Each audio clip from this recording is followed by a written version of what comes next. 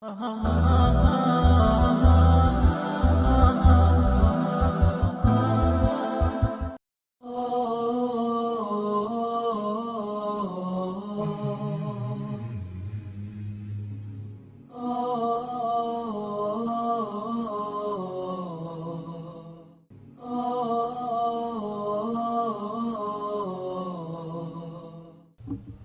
الله الرحمن الرحيم. إن الحمد لله نحمده ونستعينه ونستغفره ونعوذ بالله من شرور أنفسنا ومن سيئات أعمالنا. من يهده الله فلا مضل له ومن يضلله فلا هادي له، وأشهد أن لا إله إلا الله وأشهد أن محمدًا عبده ورسوله. يا أيها الذين آمنوا اتقوا الله حق تقاته ولا تموتن إلا وأنتم مسلمون. يا أيها الناس اتقوا ربكم الذي خلقكم من نفس واحدة وخلق منها زوجها وبث منهما رجالا كثيرا ونساء، واتقوا الله الذي تساءلون به والأرحام إن الله كان عليكم رقيبا. يا أيها الذين آمنوا اتقوا الله وقولوا قولا سديدا يصلح لكم أعمالكم ويغفر لكم ذنوبكم، ومن يطع الله ورسوله فقد فاز فوزا عظيما. أما بعد، فإن خير الحديث كتاب الله وخير الهدي هدي محمد صلى الله عليه وسلم، وشر الأمور محدثاتها وكل محدثة بدعة وكل بدعة ضلالة وكل ضلالة في النار. فأعوذ بالله من الشيطان الرجيم. بسم الله الرحمن الرحيم. قل هذه سبيلي أدعو إلى الله على بصيرة أنا ومن اتبعني وسبحان الله وما أنا من المشركين.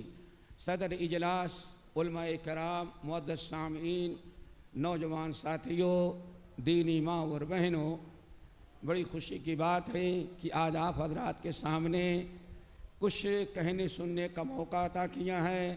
اللہ تعالیٰ سے دعا کرتے ہیں اس مجلس کے رچانے بسانے والے اخلاص کے ساتھ ایک اچھے مقصد کے تحت اگر انہوں نے مجلس جمائی ہے تو اللہ تعالیٰ ان کی خدمات کو قبول فرمائے اور ان کے لیے یہ توشے آخرت بنائے، اور ہم تمام حضرات کو اپنی اصلاح کرنے کی توفیق دے۔ دوستو، اسلام دو چیزوں کا نام ہے، ان کو وہی سمجھنا ہے۔ ایک ہے اثبات، دوسری ہے نفی۔ اسلام مکمل ہوتا ہے دو چیزوں سے، اثبات اور نفی سے۔ یعنی ہمارا پورا کلمہ لا الہ الا اللہ، لا الہ پر مکمل نہیں ہوتا، بلکہ مکمل کب ہوتا ہے؟ لا الہ کے بعد الا اللہ، الا اللہ۔ یہ اس کلمے کو ہمیں سمجھنا ہے۔ لا الہ میں انکار ہے، انکار ہے۔ کیا کن کا انکار ہے؟ دنیا میں جتنے معبودان باطلہ، جتنی غلط چیزوں کی عبادت ہوتی ہے، سب کا انکار ہے۔ لا، ہم سب کو غلط مانتے ہیں، کوئی عبادت کے لائق نہیں ہے۔ یہ تو ہے میرے بھائی نفی۔ پھر اس کے بعد ہم کہتے ہیں نیوٹرل ہو جاتے ہیں۔ کیا ہو جاتے ہیں؟ نیوٹرل ہو جاتے ہیں۔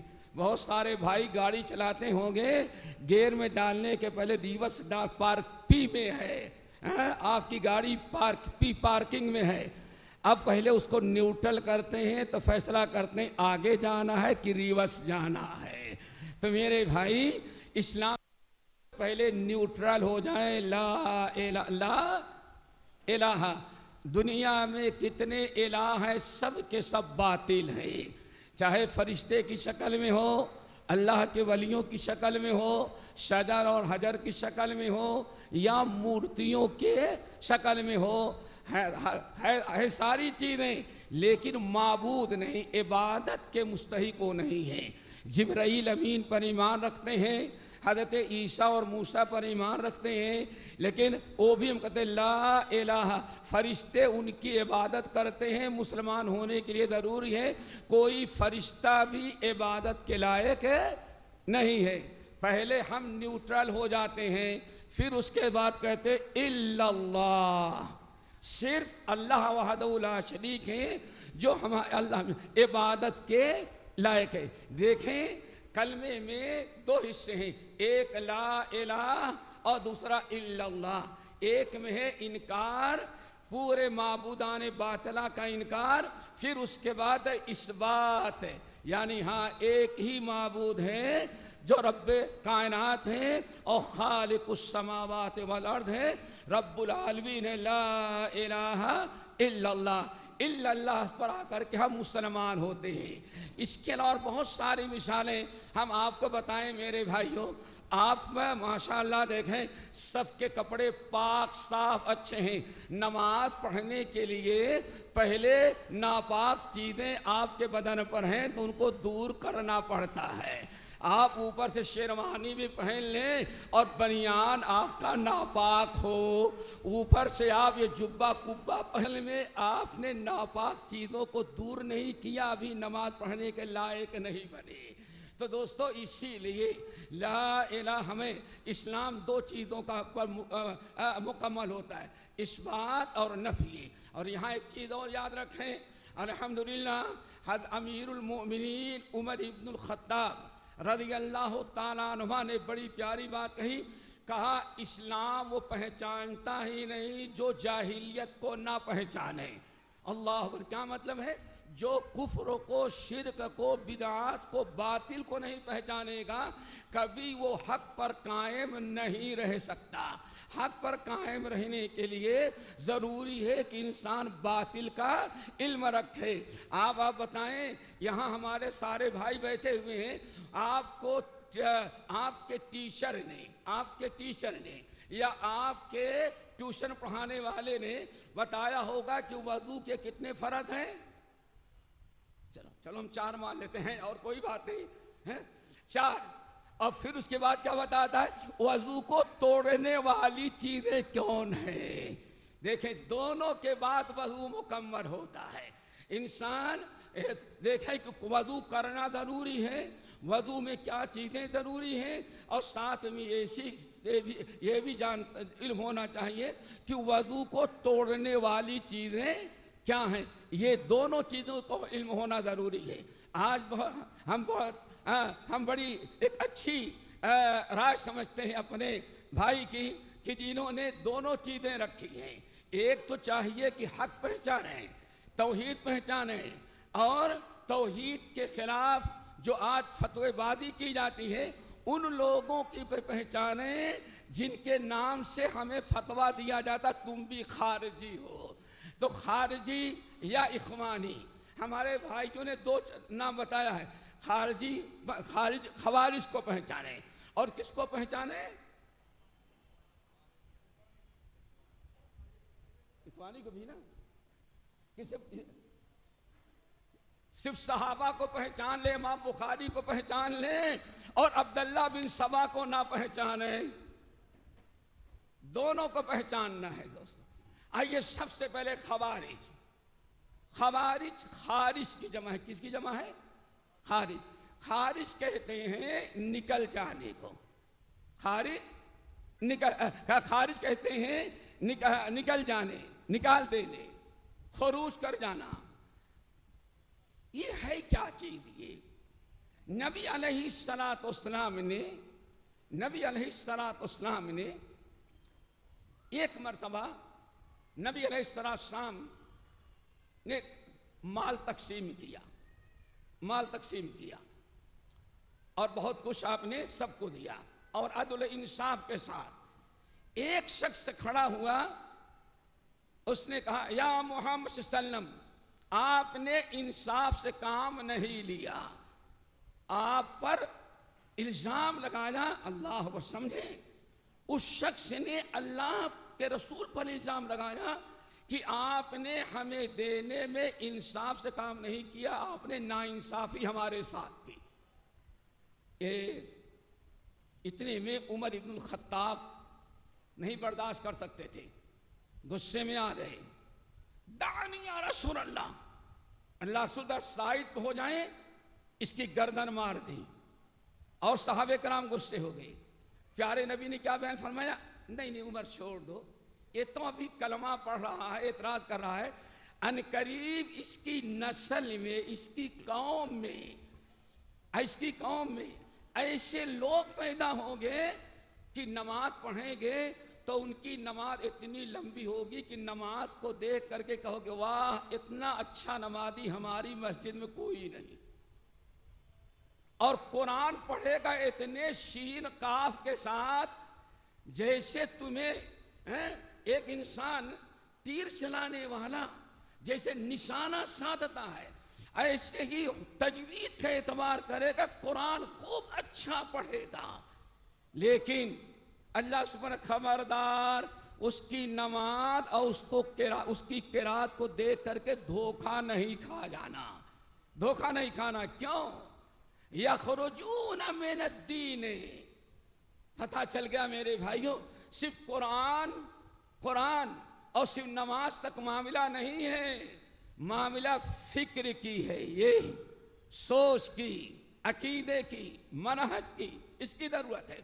آپ نے فرمایا یہ انسان دین سے ویسے ہی نکل جائے گا جیسے تیر چلانے والا تیر چلاتا ہے، یا آج کی اصطلاح میں گولی چلانے والا شکاری پر گولی مارتا ہے تو گولی اس کی چیرتی پھاڑتی اتنی تیزی کے ساتھ باہر نکل جاتی ہے کہ کبھی کبھار اس گولی میں کہیں خون بھی نظر نہیں آتا۔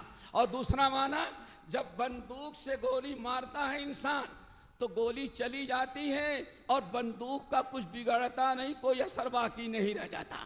آپ نے فرمایا ایسے یہ دین سے نکل جائیں گے، دین سے کوئی تعلق ان کا باقی نہیں رہ جائے گا۔ اب آگے ذرا سنیں، انسان خارجی بنتا کیسے ہے، خارجی بنتا کیسے ہے، یہ بھی بڑی داستان ہے۔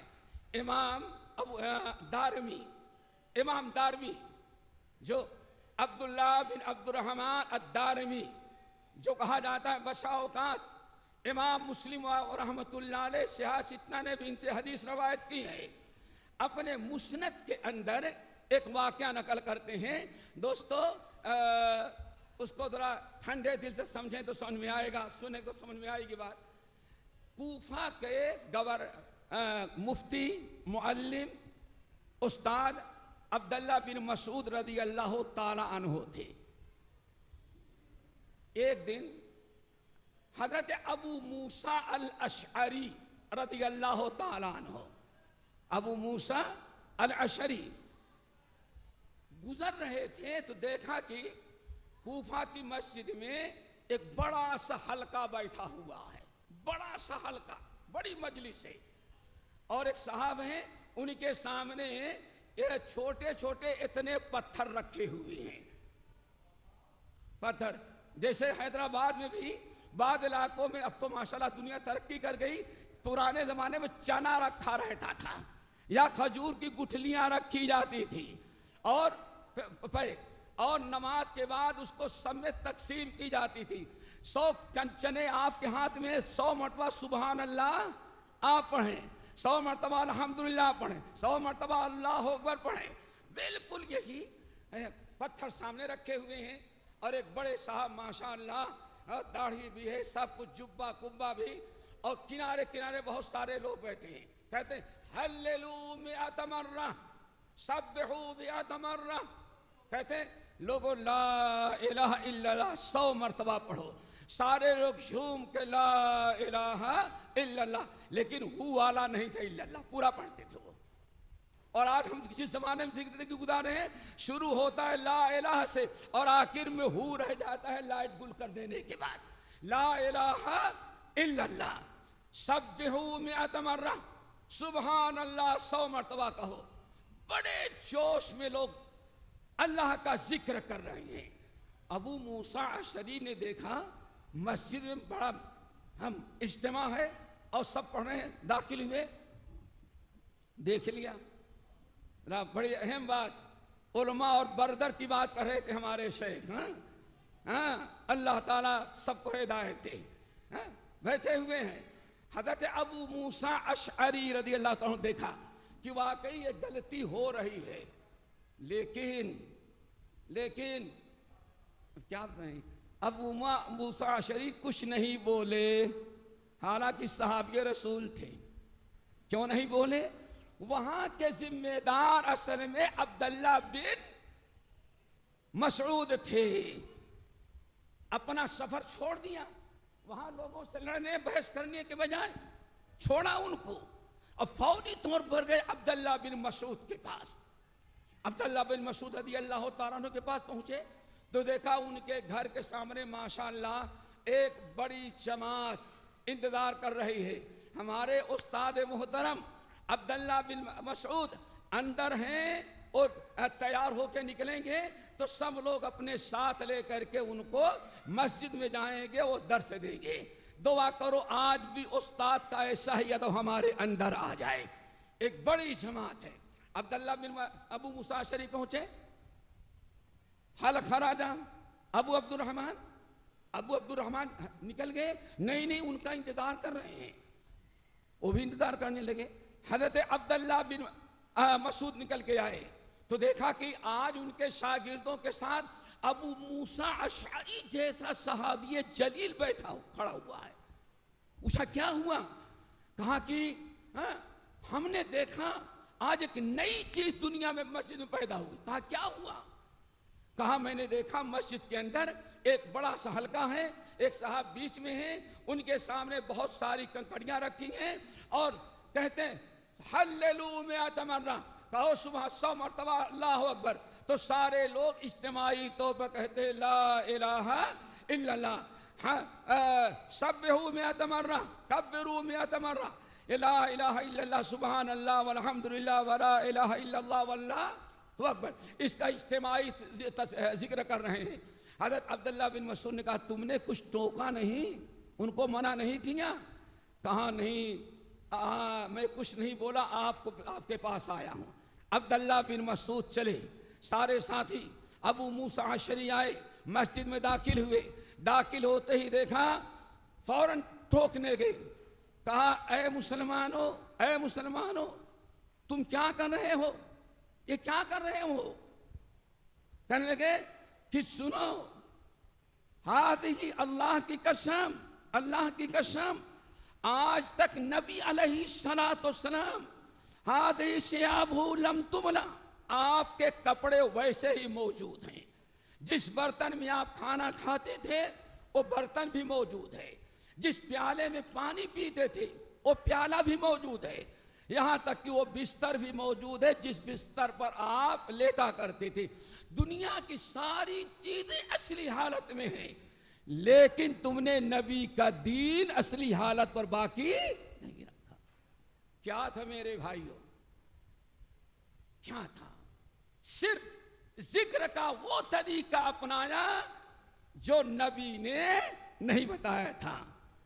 ذکر کر رہے تھے سبحان اللہ الحمدللہ ولا الہ الا اللہ واللہ اکبر، افضل الکلمات ہے، لیکن کیا فرمایا؟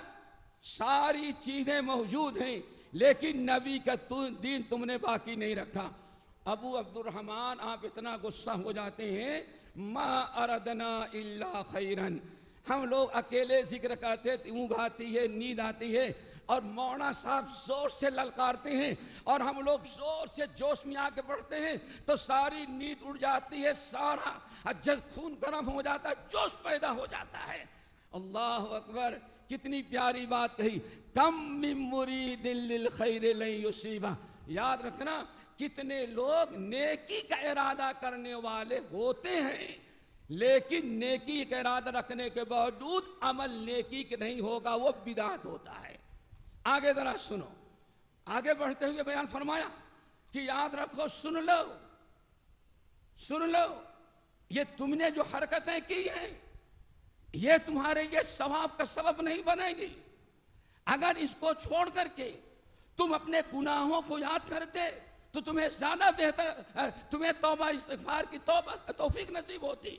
اللہ کی قسم سن لو، تم نے یہ آج چھوٹی بدعت ایجاد کی ہے، اس بدعت کو تم نے ثواب سمجھا ہے، اس کو تم نے اچھا عمل سمجھا۔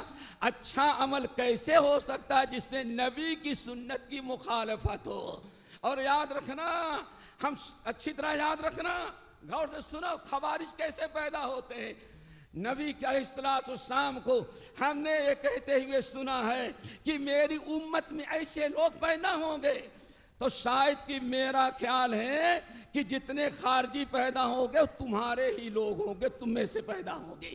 پتہ یہ چل گیا میرے بھائیوں، بدعت ایجاد ہے، خارجی بننے کے پہلے انسان عقیدے اور منہج میں بدعت ایجاد کرتا ہے، تب کہیں آ کر کے خارجی بنتا ہے۔ یہ خارجی، پھر آگے ذرا سنو، راوی کہتے ہیں اللہ کی قسم، وہاں جو ذکر کر رہے تھے، آج ہم نے دیکھا میدان جنگ کے اندر حضرت علی کو قتل کر دینے والے اور حضرت علی کے مقابلے میں جو کھڑے تھے وہی لوگ تھے جو ایسا ذکر کر رہے تھے، یہی آخر میں جا کے خارجی بنے ہیں۔ ایک خارجی اس سے بنتے ہیں میرے بھائیوں۔ چلیے، خارجی تھے تو پہلے ہی، لیکن ان کا ظہور زیادہ ہوا حضرت علی اور حضرت امیر معاویہ کے جنگ کے موقع پر۔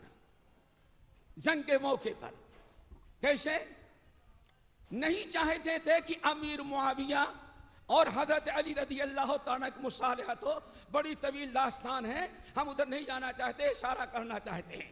میرے بھائیوں، حضرت علی امیر معاویہ کی جنگ ہوئی، اختلاف ہوا، تلک امت خلت لہا ما کسبت ولکم ما کسبتم، یہ امت تھی گئے ہیں، ہمیں اس پر سکوت اختیار کرنا چاہیے، کون حق پر تھا کون باطل پر، یہ محاکمہ کریں گے تو مرزا انجینئر شیعہ بن جائیں گے، کم وقت کیا بن جائیں گے؟ ہاں، نمبری جھوٹا کہتا محل حدیث اور ماں کے شاگرد ہیں۔ ارے شیعہ کا شاگرد، تیری کالی پگڑی بتاتی تو نمبری شیعہ ہے، سمجھ گئے نا؟ تو یہ وہی بنتے ہیں جو فیصلہ کرنا شروع کر دیتے ہیں۔ میرے بھائی، اگر اپنے آپ کو بچانا ہے تو ایسے لوگوں سے اپنے آپ کو ان سے دور رکھیں۔ لیکن ہمارے ہاں کیا، ہم سنتے سب کی ہیں لیکن جس کی اچھی بات لگتی ہے اس کی لیتے ہیں۔ سارا بیڑا یہاں غرق ہوا ہے، سنتے سب کی ہیں اگر، لیکن جس کی حق ہوتی وہ سمجھ۔ میرے بھائیوں، ذرا ایمانداری سے بتاؤ، اگر آپ کو علم ہوتا تو حق اور باطل میں تمیز کرنے کی صلاحیت ہوتی تو اس کی کبھی سنتے ہی نہیں۔ آج شکیل حنیف کو کس نے کام بیان بنایا؟ بتا رہے تھے ہمارے حدیث، کیا معلوم نہیں ہے؟ اسی حیدرآباد کی مسجد میں باندھ کر کے اس کو مارا گیا تھا، سزا دی گئی، لیکن اس کے باوجود آج اس کے مارنے والے دن بہ دن بڑھتے۔ کیوں؟ قیامت کی ساری نشانیاں آ گئی ہیں، اللہ نے مجھے امام مہدی بنایا ہے، مہدی بھی بنے گا بھی، کہیں جنگلوں میں پیدا ہونے والے آدمی کو بس سمجھ گئے۔ اور حالانکہ امام مہدی کب پیدا ہوں گے؟ یہ علماء موجود ہیں، اذان اثر ہوگی، نماز اثر کا وقت ہوگا، جماعت کھڑی ہونے کی باری آئے گی تو کچھ لوگ دیکھیں گے کہ شام کی مسجد مشرقی مینارے پر ایک صاحب بیٹھے ہوئے ہیں، بہترین قسم کا کپڑا ہوگا، اور ادھر تک آدمی امام صاحب مصلی پر کھڑے ہو رہے ہیں، سب کی نگاہ پڑی وہاں ہے کھڑا، پتہ چلا حضرت عیسیٰ نازل ہوئی ہیں، بغیر کسی لفٹ کے اقامت کا وقت ہوا، دو فرشتے آئیں گے اور دونوں کے کندھے پر رکھتے ہوئے عیسیٰ علیہ السلام نزول فرمائیں گے۔ کیا خیال ہے مشائخ، یہی حدیث ہے؟ اورنگ آباد میں بیٹھے گے، اورنگ آباد سے نہیں نکلیں گے، وہ دن بھر دلوں میں گھسا، رات کو ٹھیلے والوں کے اکٹھا کر کے سمجھاتا ہے، وہ ایسے نہیں ہوتے امام مہدی۔ اللہ اکبر، آئیں گے، سبحان اللہ، ہر ایک قسم کے کپڑے ہوں گے اور دو فرشتے ہوں گے اور ان کے کندھے پر ہاتھ رکھے ہوئے عیسیٰ علیہ السلام نازل ہوں گے۔ اب امام صاحب کہیں گے آئیے آپ نماز پڑھائیں، نہیں میں نماز نہیں پڑھاؤں گا، نماز بھی اسی امت کا آدمی پڑھائے گا اور میں اس کے پیچھے پڑھوں گا۔ وہیں بیچ میں ایک صاحب کھڑے ہوں گے، نبی علیہ السلام کا فرمان، ان کا نام محمد ہوگا اور اس کے باپ کا نام عبداللہ ہوگا، اس کی ماں کا نام فاطمہ ہوگا، اور وہی امام مہدی ہوں گے جن کو حضرت عیسیٰ نماز کے لیے آگے کر دیں گے۔ یہاں تو شیطان آیا ہوگا، جس نے آگے کر دیا تم چلو، سمجھ گئے؟ حدیثیں وہ کہیں، یہ کون کرتا ہے؟ اگر ہمارے پاس یہ علم ہو تو شاید کبھی اس کم وقت کو امام مہدی ہم نہیں۔ یہ کون کہتے ہیں؟ وہ ہمارا روشن خیال نوجوان جو کہتا ہے ہم کسی کو نہیں مانتے، امام کو بھی نہیں مانتے، ہم صرف کتاب و سنت کو مانتے ہیں، اور کتاب و سنت سمجھ میں آتی نہیں تو جس کی بات اچھی لگی اس کا اپنا پیشوا بنا لیا۔ دعا کرو زیرو ہو جائے، سمجھ گئے نا، زیرو ہو جائے۔ میرے بھائی ذرا سوچو، یہ ہے امامت۔ بتا رہا تھا کہ انسان سمجھے پہلے حضرت امام مہدی آئیں گے، علم ہونا چاہیے میرے بھائی۔ اگر ہمارے پاس علم ہے تو ہم خوارج کو پہچان لیں گے اچھی طرح سے۔ خوارج حضرت عیسیٰ، حضرت علی اور امیر معاویہ کے درمیان جنگ ہو رہی تھی۔ ایک سرپسند جو نہ ان کو چاہتے تھے اور نہ حضرت علی کو، نہ علی کے میں ہمدرد تھے نہ حضرت امیر معاویہ کے۔ تو بات یہ کہہ رہا تھا دوستوں، یہ اختلاف صحابہ کا کبھی نہیں اچھالے۔ قرآن پاک کی آیت یاد رکھنا، اللہ اکبر، صحیح بخاری کی روایت، اگلی ساتھ فرمایا میرے صحابہ نے بڑی قربانی دی ہے، ان کی اچھائیوں کو قبول کرنا اور کبھی ان سے کوتاہی ہو جائے تو درگزر کرنا، اس کے ذریعے عام نہیں کرنا۔ ہاں میرے بھائی، صحابہ کا مقام قرآن پاک کہتا ہے صحابہ کے بعد جتنے آئیں گے زندگی بھر صحابہ کے بارے میں کیا کہیں گے؟ ربنا اغفر لنا ولاخواننا الذین سبقونا بالایمان ولا تجعل فی قلوبنا غلا للذین آمنوا۔ اور آج کل ایک نیا شوشہ چھوڑا ہے، ارے بھائی ہمیں کل پرسوں پتا چلا، ابھی کیا کہتے ہیں بدھ کو وینسڈے کہتے ہیں، وینسڈے، ایک کینیڈین چینل پہ گیا تو وہاں ہمیں پتا چلا کہ آج کل وہ کہتا ہے بھائی جو صحابہ مرتد تھے ان کو ہم برا کہتے ہیں، جو صحابہ مرتد تھے ان کو برا کہتے ہیں، کس سے اچھے صحابی کو ہم برا نہیں کرتے۔ ارے بیوقوف، جو مرتد ہوا صحابی کہاں پر کم وقت ہو، نہیں سمجھے؟ عقل جوتے میں آ گئی ہے اور جوتا سر پر چڑھ گیا ہے۔ صحابی اس کو کہتے ہیں جو ایمان پر زندہ رہے، اپنی آنکھوں سے ایمانی آنکھوں سے نبی کا دیدار کرے اور اسی پر خاتمہ ہو۔ بعض صحابی اس کو کہتے جو مرتد ہو گیا اس کو صحابی، وہ تیری برادری کے رہا ہوگا، وہ تیری برادری کے رہا ہوگا، میری برادری کے نہیں ہے، ہم صحابہ کو ماننے والے ہیں۔ بہرحال دوستو، حضرت علی اور حضرت امیر معاویہ کی جب جنگ ہو رہی تھی تب خارجیوں نے عروج کیا، موقع ملا، ایک چھڑی لی نیزہ اور اس نیزے پر قرآن ان الحکم الا، یہی خارجیوں کی ایک بڑی نشانی یہ ہے، ہمیشہ متشابہات کی آیت پیش کریں گے اور آدھی آیت پیش کریں گے، کبھی پوری آیت پیش نہیں کریں۔ ان الحکم الا للہ، لوگوں علی بھی کافر اور معاویہ بھی کافر، جو ان کو مانے وہ بھی کافر، دیکھو وہ بھی کافر۔ اور کیوں کافر میرے بھائیو؟ قرآن نے کہا ان الحکم الا للہ، حکم صرف کس کا چلے گا؟ اور امیر معاویہ علی نے کس کا حکم مانا؟ ابو موسیٰ اشعری اور عمرو بن عاص کا۔ اللہ اکبر، دونوں مرتد ہو گئے۔ اب بڑا ہر آدمی سوچے کہ بھائی نہ علی قرآن پیش کر رہی ہے نہ معاویہ قرآن پیش کر رہے ہیں، ارے یہ تو خارجی جو ہے قرآن کو ماننے والے یہ ہیں، یہ قرآن کی آیت پیش کر رہا ہے، ان الحکم الا للہ، یہ سچا ہے، باقی دونوں کافر ہو گئے۔ انہی کو کہا جاتا ہے دوستو خارجی۔ کیا کیے؟ جو حضرت علی سے بھی نکل گئے، حضرت علی سے بھی نکل گئے، حضرت معاویہ سے بھی نکل گئے، اور جا کر کے ہرورہ میں ایک اپنا مرکز بنایا، ہرورہ کے اندر، اور وہاں سے فتویٰ بازی شروع ہو گئی۔ میرے بھائیوں، نبی علیہ السلام نے ان کی بڑی علامات بیان کی ہیں، اور ان کو کلاب النار، میں اپنی طرف سے کچھ نہیں کہتا، مشائخ شیخ ثناء اللہ موجود ہیں، اللہ کے رسول نے ان کو کیا فرمایا ہے؟ کیا فرمایا؟ کلاب النار، یہ جہنم کے کتے ہیں۔ اللہ اکبر! کیا فرمایا ہے؟ جہنم کے کلاب النار، یہ انسان نہیں، ایمان والے نہیں، یہ جہنم کے کتے ہیں، کتے ہیں، کلاب النار، یہ جہنم کے کتے ہیں۔ اللہ اکبر!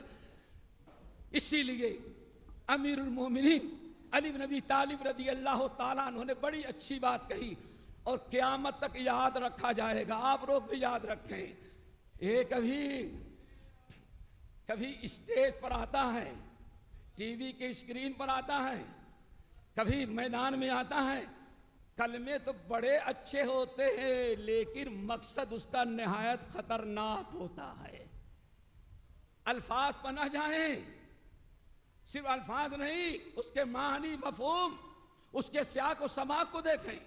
انہوں نے آیت پیش کی، ان الحکم الا للہ۔ حضرت علی نے کیا فرمایا؟ کلمۃ حق ارید بها الباطل۔ اے لوگوں، قرآن کا ہر حرف صحیح ہے، یہ کلمہ تو بالکل صحیح ہے، لیکن اس کا معنی، اقصا مقصد غلط لے رہے ہیں۔ پتہ چل گیا؟ کبھی اسٹیج پر آنے کے بعد کوئی سرفینا بات تو قرآن کی آیت کی پیش کرے گا، حدیث پیش کرے گا، بات اچھی ہوگی، لیکن معنی اس کا، ارادہ اس کا غلط ہوگا۔ کلمۃ حق ارید بہ الباطل۔ بہرحال دوستو، اس طرح سے معاملہ چلتا رہا۔ حضرت علی رضی اللہ تعالیٰ، اور سن لیجئے، حضرت علی رضی اللہ تعالیٰ نے بڑی کام کی بات، حضرت عبداللہ بن عباس کو بھیجا ان سے مباحثہ کرنے کے لیے، ان سے مناظرہ کرنے کے لیے۔ حضرت عبداللہ بن عباس گئے، خارجیوں کے ساتھ بیٹھے، اور بیٹھنے کے بعد پوچھا تمہارا کیا مقصد ہے؟ نہیں، علی بھی کافر، معاویہ بھی کافر۔ کیوں؟ انہوں نے ان الحکم الا للہ آیت پیش کی، ان الحکم الا للہ، صرف حکم اللہ کا چلے گا، اور انہوں نے ابو موسیٰ شریف اور عمرو بن عاص کا فیصلہ قبول کیا، غیر اللہ کا فیصلہ قبول کیا، یہ مرتد و کافر ہو گئے۔ حضرت عبداللہ بن عباس گئے، اب ذرا غور سے سنیں، اور بہت سارے خارجی اکٹھا ہوئے، بحث کرنے لگے، لیکن ابتدا کہاں سے ہوئی وہ ذرا سا سنیے گا۔ بات ان کی سن لی، حضرت عبداللہ بن عباس نے کہا اے خارجیوں سنو، اللہ کی قسم میں تمہارے پاس ایسے گروہ کی طرف سے آیا ہوں جس گروہ میں اصحاب رسول موجود ہیں۔ اللہ اکبر! یہ صحابہ کا مقام و مرتبہ۔ اے لوگو، میں تمہارے یہاں اس گروہ سے آیا ہوں جس گروہ میں ابھی ہزاروں صحابہ کرام موجود ہیں، علی کے ساتھ بھی صحابہ موجود ہیں، معاویہ کے ساتھ بھی صحابہ موجود ہیں، اور تمہارے ہاں کوئی اللہ کے رسول کا صحابی تمہارے ساتھ نہیں ہے۔ یہیں سے پتہ چل گیا صحابہ بھی منہج صحابہ ہی کو معتبر سمجھتے تھے۔ اسی لیے قیامت تک طائفہ منصورہ اہل حدیث اللہ کو بھی مانتا ہے، رسول کی بھی اطاعت واجب سمجھتا ہے، اور ساتھ ساتھ صحابہ کے منہج کو بھی ہمارے اپنے لیے نجات کا ذریعہ سمجھتا ہے۔ اسی لیے یاد رکھو، صراط مستقیم تین چیزوں کا نام ہے، نمبر 1 قرآن، نمبر 2 سنت، نمبر 3 تعامل اور منہج صحابہ۔ ان تینوں کے ملنے کے بعد انسان صراط مستقیم پر آتا ہے۔ اللہ تعالی ہمیں صحابہ کی قدر کرنے والا بنائے۔ بہرحال دوستو، حضرت عبداللہ بن عباس سے مناظرہ کیا، قرآنی آیات پیش کی۔ اللہ سبحان اللہ، بات اگر اثر کرے تو بہت کچھ اخلاص ہو۔ کہا جاتا ہے جس زمانے میں شیخ الاسلام مولانا مرسری رحمت اللہ علیہ سکندرآباد کے 2 بھائیوں میں ایک بھائی قادیانی بن گیا تھا، اور یہاں جماعت اہل حدیث حیدرآباد سکندرآباد نے بلایا، اور مولانا مرسری جب حیدرآباد میں تشریف لائے تو کہا جاتا ہے کہ ان کی تقریر سن کر کے سارے قادیانیت کی مٹی پلیت ہو گئی تھی، اور کتنے لوگوں کے شکوک و شبہات دور ہو گئے۔ دعا کرو آج ہم سب دعات کے اندر بھی اللہ تعالیٰ وہی اخلاص پیدا کر دے جو اخلاص لے کر کے عبداللہ بن عباس خارجیوں کے پاس گئے تھے، اور جو اخلاص لے کر کے ہمارے شیخ الاسلام مولانا ثناء اللہ مرسری رحمت اللہ علیہ حیدرآباد اور سکندرآباد میں آئے تھے۔ ایک ہفتے کی تقریر نے قادیانیت کا ملیہ میٹ کر دیا تھا۔ اخلاص ضرورت ہے۔ کہتے ہیں حضرت عبداللہ بن عباس نے جب بحث کی تو اسی مجلس میں 10,000 کتنے بیٹے؟ ہماری بات سے تو ایک بھی نہیں سدھرے گا، ایک بھی نہیں سدھرے گا۔ اتنی بڑی کانفرنس سے 10 سدھر جائیں تو سمجھتے نجات مل گئی، کامیاب ہو گئی۔ کہتے ہیں ایک مناظرے میں اخلاص تھا، دلائل تھے کتاب سنت کے، تھوڑی دیر میں 10,000 خوارج توبہ کر کے کتاب و سنت پر آ گئے۔ یہ کمال ہوتا ہے۔ اللہ تعالیٰ یہی اخلاص ہمارے اندر پھر پیدا کر دے۔ دوستو یہ تو سن لیا، نالے بلبلے شیدا تو سنا ہنس ہنس کر، نالے بلبلے شیدا تو سنا ہنس ہنس کر کے، اب جگر تھام کے بیٹھو میری باری آئی، اب پتہ چلے گا، اب جگر تھام کے بیٹھو اب میری، ابھی تو دوسروں کی کہانی تھی۔ یہ تو ہے خارجی، خارجیوں کا عقیدہ سن لے، اس کے بعد اب ہماری باری آئی پر بات کرتے ہیں۔ دوستو اللہ تعالی ہمیں قول حق کی توفیق نصیب فرمائے۔ میرے بھائیوں بڑی عجیب سی بات، خوارج کا سب سے بڑا عقیدہ، اور جو نام تو نہیں لیتا کسی کا، بقول ہمارے شیخ الحدیث کے جراثیم آج بھی ہیں، نام بدل کر کے لیکن جراثیم ہیں، اور اس کے اندر ہیں جراثیم ہیں کیا؟ گناہ کبیرہ کا ارتکاب کرنے والا اسلام سے خارج۔ جس کو بھی گناہ کرتے ہوئے دیکھا، کسی کو دیکھا یہ گناہ کر رہا کبیرہ، شرک کے علاوہ اگر کوئی گناہ کبیرہ کر رہا ہے، شراب پی لے رہا ہے، شراب نوش ہے، زنا کر لیا، چوری کر لیا، اب ہمیں بڑے بڑے فتوے، ارے اتنا بڑا گناہ اسلام سے خارج ہو گیا۔ تو یاد رکھنا میرے بھائیوں، جتنا بڑا جرم کسی کافر کو مسلمان کہنا ہے، اتنا ہی بڑا جرم کسی مسلمان کو کیا کہنا ہے؟ کسی مسلمان کو کافر بھی کہنا ہے۔ یاد رکھنا، ٹھیک ہے؟ آپ سمجھے، پہلے دونوں پہلو ہمارے پاس ہیں۔ گناہ کبیرہ کا ارتکاب کرنے والا میرے بھائی کافر نہیں ہوتا، اور بہت ساری دلیلیں ہیں۔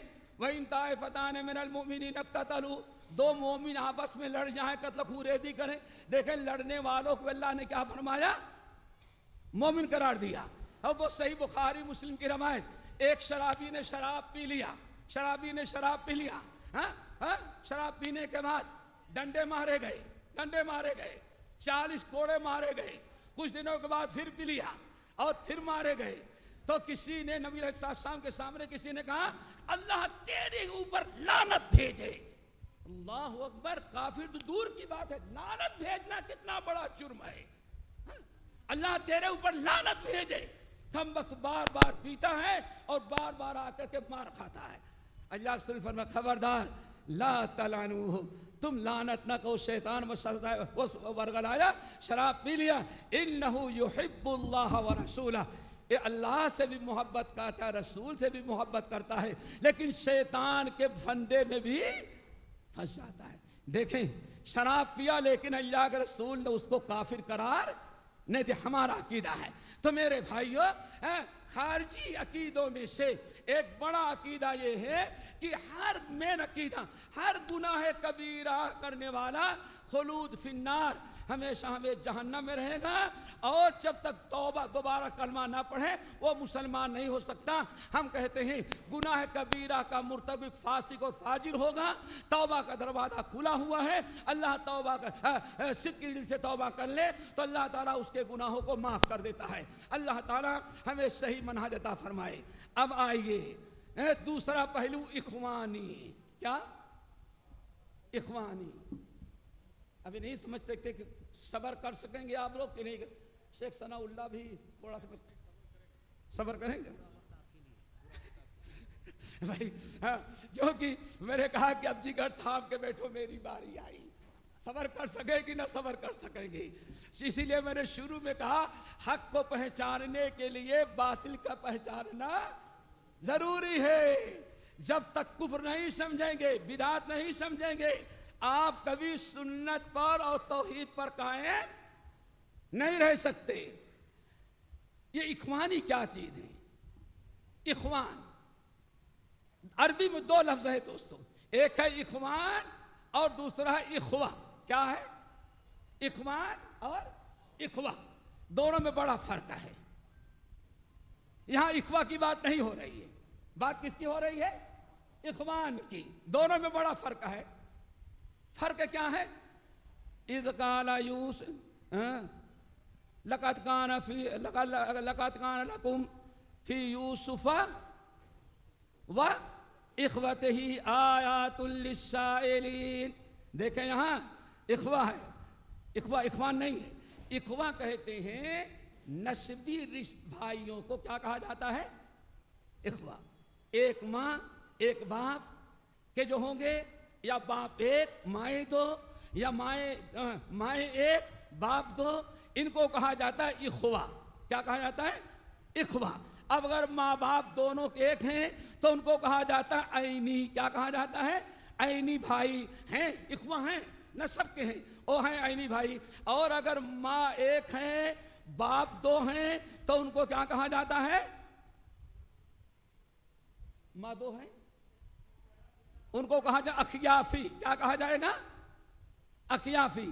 اور اگر باپ ایک ہے اور ماں دو ہیں تو ان کو کہا جاتا ہے اللاتی، عینی، اللاتی اور اخیافی۔ لیکن یہ تینوں کہا جاتا ہے اخوہ، نسبی بھائی، اور ایک ہے اخوان۔ کیا ہے؟ اخوان۔ اخوان کس کو کہتے ہیں؟ بول بھائیوں کو تو کہتے ہیں۔ اخوان کہتے ہیں کسی ایک فکر، ایک نظریے، ایک مشن پر متفق ہو جائیں، ان کو کیا کہا جاتا ہے؟ اخوان۔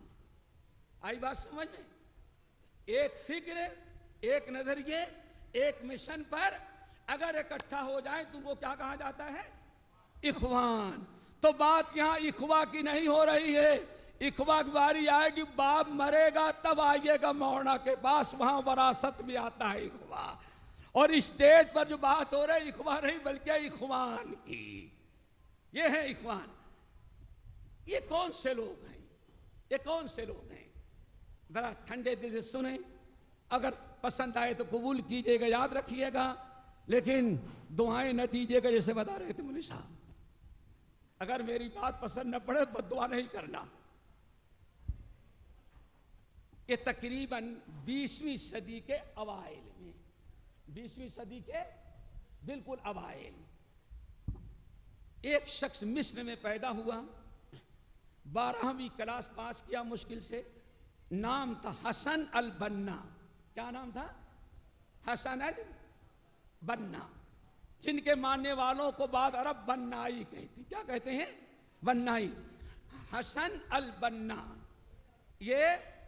انہوں نے یہ پہلے تو مرتے دم تک نمبر 1 قبر پرست تھے، عرس میں شامل ہوتے تھے، درگاہ پر جاتے رہے، مرتے دم تک ان کا عقیدہ کیا تھا، اور قوالی بڑی زور سے سنتے تھے، قوالی سنتے تھے۔ ان کے دل میں ایک بات آئی، انہوں نے ایک تنظیم بنائی، تنظیم سیاسی تنظیم. کیا؟ سیاسی تنظیم. مصر میں ترکیوں کی حکومت تھی. اب عرب ہوں، مصر کے لوگ اور افریقی ہوں اور حکومت کریں ترک، یہ ان کو گوارا نہیں تھا. انہوں نے ایک سیاسی پارٹی بنائی، اس کا نام رکھا اخوان المسلمین، اور انگلش میں نعرہ رکھا گو انقرہ. نقراشی وہاں کا وزیر اعلیٰ آدم تھا، وہ اعلیٰ تھا، کہاں کا؟ مصر کا. گو انقرہ یعنی انقرہ رہنے ترکی تھا. انقرہ ترکیہ میں ہے نا. ہاں، انقرہ، گو انقرہ یعنی اذهب انقرہ، جاؤ یہاں، مصر چھوڑو چلے جاؤ. سیاسی پارٹی تھی. معلوم ہے سیاسی پارٹی حکومت کے خلاف کسی کو کھڑا کرنا ہو تو الیکشن میں اتنے لوگ ساتھ نہیں دیں گے جتنا جلوس میں ساتھ دے دیں گے. کافی جلوس نکلا اور بڑی بھاگ دوڑ مچی، تو انہوں نے ایک تنظیم قائم کی، اس کا نام رکھا اخوان المسلمین. اور اس زمانے میں جب انہوں نے تنظیم بنائی تھی، یہ بھی بڑی دلچسپ بات ہے، پتہ نہیں ٹائم کتنا ساتھ دے گا ہم کو. ہمارا اس وقت مصر کے اندر ایک بڑے کٹر قسم کے حنفی تھے. حنفی. اللہ نے ان کو 4 بیٹے دیے. کتنے؟ 4 بیٹے تھے.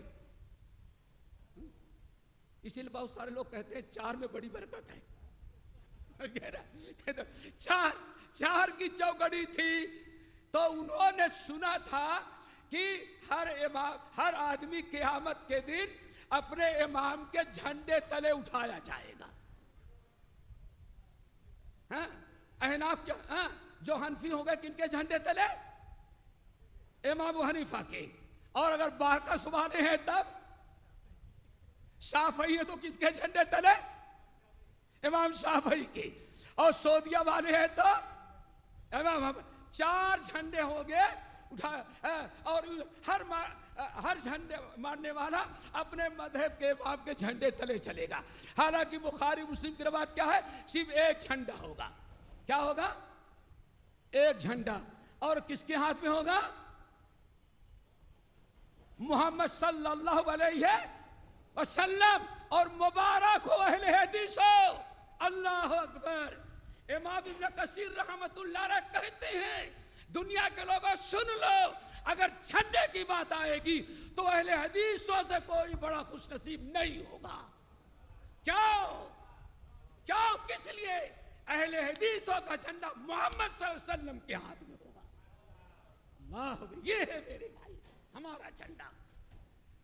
تو انہوں نے سوچا کہ ہم 4 بیٹے اللہ نے دیا ہے، ہم چاروں کو 4 مذہب کا بنائیں. ایک کو حنفی بنائے، دوسرے کو شافعی، تیسرے کو حنبلی اور چوتھے کو مالکی، تاکہ سارے مقلدین ایک امام چھڈے اور ہم 4 امام کے.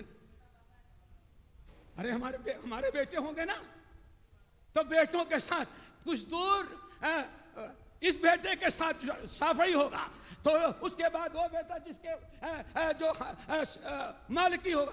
4 جھنڈوں تلے ہم رہیں گے. اور واقعی جامع آدھار پہ داخل کیا، 4 عالم بن گئے. اور جو حنفی بنا تھا اس کا نام تھا محمد حامد الفقی. کیا؟ محمد حامد الفقی. اور یہ قسمت والے تھے، ان کو کوئی جھنڈا نہیں، ان کو محمدی جھنڈا چاہیے تھا. محمدی جھنڈا چاہیے تھا. 3 تو ادھر ادھر ہوئے.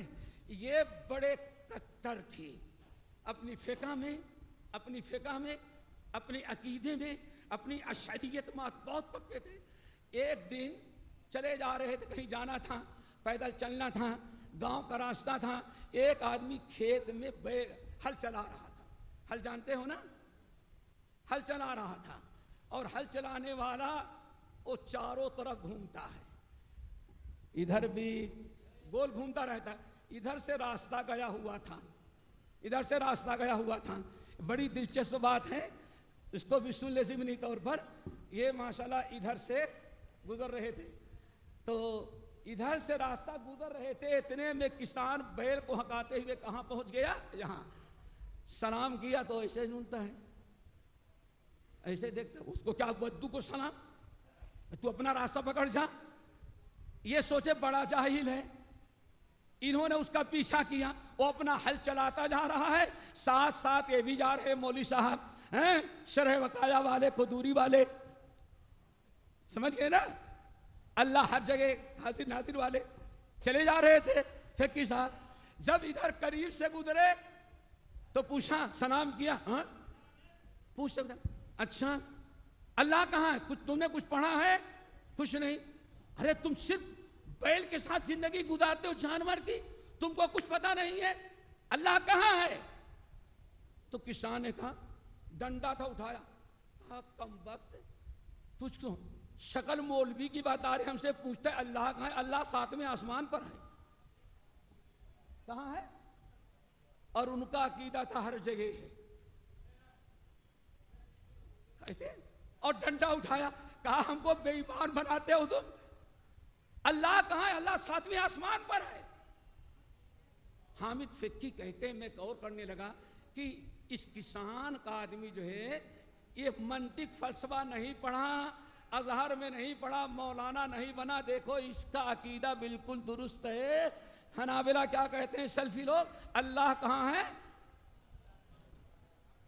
اس کسان کی دعوت پر ان کا میٹر گھوم گیا، ریورس گیئر لگ گیا. اب آگے جانے کے بجائے اگر آپ سوال کریں، سوچنے لگے، ہم نے پڑھا اس کا مطلب کہ انسان واقعی اس کو کسی نے نہیں گمراہ کیا، اور صحیح عقیدے پہ اللہ ہر جگہ نہیں، بلکہ اللہ کہاں ہے؟ عرش پر ہے. اللہ کا علم، اللہ کی قدرت، اللہ کا کمال پاری کا پورے کائنات میں، لیکن بذات کو ثم استوى علی العرش. سوچے وہیں سے اللہ نے ہدایت دیا، حنفی مذہب کو چھوڑ کے اہل حدیث بن گئے. اور کس نے بنایا اہل حدیث؟ دو بیل کے پیچھے چلنے والا کسان اور ایک ڈنڈے بنا دیا. اب الحمدللہ یہ اہل حدیث بن گئے تھے. ان کے پاس بتاتا ہوں، حسن البنا جب اپنی تنظیم قائم کی ہے تو دو واقعہ بتاتے ہیں. محمد حامد فقی رحمت اللہ علیہ کہتے ہیں کہ ایک دن میں بھی گیا. یہ کرتے کیا تھے؟ فٹ بال کھیلتے تھے، میچ کھیلتے تھے، اور نماز مغرب ہو تو نماز پڑھتے تھے اور درس دیتے تھے. کہتے میں نے پورا پروگرام سنا اور درس میں دیا مسیح صلاۃ والی حدیث. مسیح صلاۃ آپ لوگ جانتے ہیں، سنا ہوگا. ایک صحابی آئے، نماز پڑھنے لگے، وہ بھی نفل نماز تھی، لیکن جلدی جلدی نماز پڑھے، رکوع سجدہ برابر نہ ہوا تو اللہ کے رسول نے فرمایا ارجع فصلی فإنک لم تصلی. 3 مرتبہ لوٹایا، تم جاؤ نماز پڑھو، تمہاری نماز نہیں پڑھی. حامد فقی رحمت اللہ علیہ کہتے ہیں اہل حدیث ہو جانے کے بعد کہ حسن البنا کے ساتھ کہ مغرب کے بعد میں نے نماز پڑھی اور نماز میں جو نماز کے بعد درس دیا، یہی مسیح صلاۃ کہ اللہ کے رسول نے ایسے نماز پڑھنے والے کے بارے میں تمہاری نماز نہیں ہوئی، نماز کو لوٹاؤ، نماز کو دوہراؤ، تمہاری نماز نہیں ہوئی. امام نے ویسے نماز پڑھایا، رکوع سجدہ برابر نہیں. سلام پھیرنے کے بعد میں نے حسن البنا صاحب سے کہا کہ دیکھو اس نے نماز ایسی پڑھائی، نماز لوٹانا. آپ نے حدیث بیان کی، حدیث تو بیان کیا، لیکن کہتے بعید نہیں، چھوڑو، اللہ سب قبول کر لیتا ہے. حامد فقی رحمت اللہ کہتے ہیں پہلی مرتبہ میں نے دیکھا حدیث ٹھکرائی جا رہی. نہیں، ابھی اتفاق کی ضرورت ہے، لوگوں کو بھڑکانے کی ضرورت. اللہ اکبر. دوستو چلو ایک یہ ہے. دوسری چیز یہ، جب اللہ تعالیٰ نے محمد حامد فقی رحمت اللہ علیہ کو اہل الحدیث بنایا تو انہوں نے اپنا ایک سینٹر قائم کیا، دعوت و تبلیغ انصار السنت المحمدیہ. انصار السنہ المحمدیہ. اہل حدیث جیسے ہندوستان میں اہل حدیث کہا کرتے تھے, مصر میں محمد انصار السنہ کہا جاتا تھا, ایسے ہی انڈونیشیا میں محمدی کہا جاتا تھا. ہر علاقے میں لوگوں نے اپنا اپنا ایک نام رکھا تھا. انہوں نے نام رکھا انصار السنہ المحمدیہ. اللہ اکبر. انصار السنہ کے آفس میں آئے حسن البنا, کہنے لگے کہ ہم چاہتے ہیں ہم لوگ مل کے کام کریں. کس کا کام کریں؟ مل کے کام کریں, اتفاق. حامد فقی رحمۃ اللہ علیہ پوچھتے, میں نے کہا کہ ٹھیک ہے, کس پر کام کیا جائے گا؟ کہا اسلام کی دعوت دی جائے گی, اسلام کی دعوت دی جائے گی. میں نے کہا نہیں, سب سے پہلے انبیاء کا طریقہ ہے توحید کی دعوت. کس کی دعوت؟ توحید کی دعوت. کہا نہیں بڑی دن, توحید سے امت میں اختلاف پیدا ہوتا ہے, توحید پر بات نہیں کی جائے گی, خالی اسلام کی بات کی جائے گی. اللہ اکبر. وہ اسلام کیا ہوگا جو بغیر توحید کا اسلام ہو؟ آ رہی بات سمجھ میں؟ بہرحال اس طرح سے بہت سارے ایک مجلس میں بیٹھے, دو اہل حدیث نوجوان آتے تھے. ان میں ایک ابن تیمیہ رحمۃ اللہ علیہ کی کتابیں بتاتا تھا. جب حسن البنا آتے تو پوچھتے, وہ دونوں وہابی تو نہیں ہے یہاں؟ دونوں اہل حدیث تو نہیں ہے؟ لوگوں نے کہا کیوں؟ کہا وہ آتے ہیں تو بلا وجہ ابن تیمیہ کا نام لیتے ہیں. ابھی ان کی ضرورت نہیں, ابھی مسلمانوں کو ملا کے رکھنے کی ضرورت ہے. بہرحال دوستو, یہ تھے حسن البنا.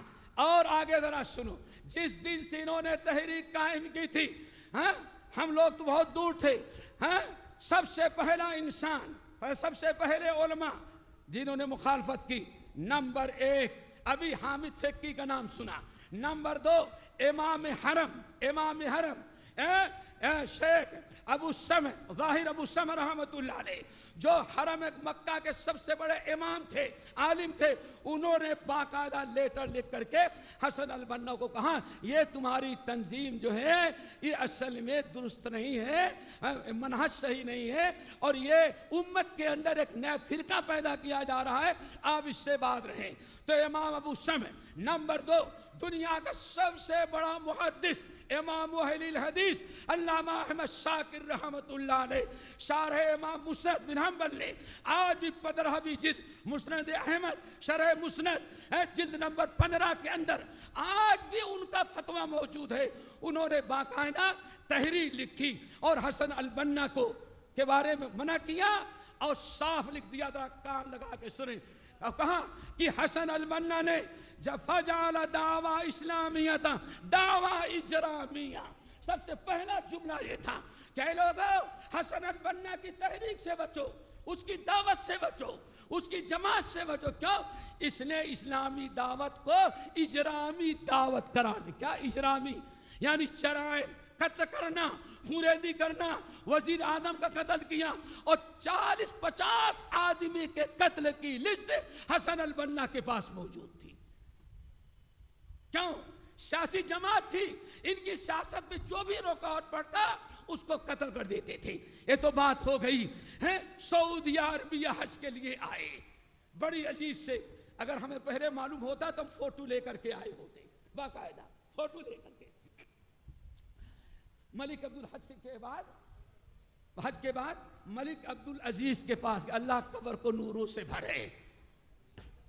کون تھے عبدالعزیز؟ ملک فیصل کے باپ. آپ ایک سیڑھی آگے جائیں. ملک فیصل کے والد, سعودیہ حکومت تیسری حکومت ہے اس کے بانی. اور پھر کبھی موقع رہے گا تو بتائیں گے, ان کو بھی اہل حدیث, ہندوستانی اہل حدیثوں نے بنایا. یہ جتنے ہیں نا, محمد بن سلمان کا بیان سنا ہوگا, کسی نے کہا مسلم تو پناہ 1.5 گھنٹے کا بیان. صحیح حدیث اس کو کہتے ہیں. بخاری کا مقام یہ ہے, مسلم کا مقام یہ ہے, سمجھ گئے, سنن کا مقام یہ ہے. 1.5 گھنٹے کی تقریر سنو. ہم تو کہتے ہیں ہندوستان کا کوئی شیخ الحدیث میں اپنی تفصیل نہیں بیان کر سکتا علم ہے, لیکن آج ہمارے سرفینوں کے نزدیک اس سے برا کوئی انسان بھی کیوں برا ہے, اس کے لیے چاہیے سیاست بھڑکائی جا رہی ہے. ورنہ اگر معیار دیکھیں گے تو ابھی بھی الحمدللہ جیسے کہتے ہیں لوگ اتنا برا نہیں ہے، اللہ ایک الگ داستان ہے۔ بہرحال ملک عبدالعزیز رحمت اللہ علیہ کے پاس اب حسن البنا حج کے لیے آئے ملک عبدالعزیز سے۔ آج ساری مخالفت کس بنا پر ہے؟ ملک عبدالعزیز کے پاس آئے اور ملک عبدالعزیز سے ملاقات کیا، کہا کہ آپ ہم کو اخوان المسلمین کا آفس کھولنے کی اجازت دے دیں۔ کس کی اجازت دیں؟ سعودیہ کے اندر ہم اخوان المسلمین کا آفس کھولیں گے۔ سنتے ہی ملک عبدالعزیز کچھ بھی ہو، میں نے تھے تو بھی 2 اہل حدیث ہندوستانی عالم کے شاگرد تھے نا، اتنے جلدی تو گلنے والے نہیں تھے۔ اور آج ہمارا نوجوان کیوں کر رہا ہے؟ اس نے اپنا استاد اس کو بنایا ہے، اگر ان کو بناتا تو کبھی نہ پھسلتا۔ سمجھ گئے نا؟ ساری مصیبت یہ آئی ہے۔ اور کیا خود اسٹڈی کیا بولتے ہیں؟